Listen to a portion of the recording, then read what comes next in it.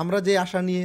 তোমার এই গ্যামলিংটা করলাম সেটাও আবার নাও হতে পারে। যেমন ধরো আমি তোমাকে একটু উদাহরণ দিয়ে, একটা দেশে তেমন কোনো রিসোর্স নাই, তো ওই দেশে তোমার মনে করো যে গ্যামলিংটা কেমন হতে পারে,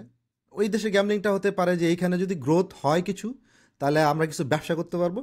সবার ব্যুরোক্রেটদের একটু তোমার বেতন বাড়বে, আর্মির একটু কাজ করার সুযোগ হবে, তারপরে তোমার ব্যবসায়ীদের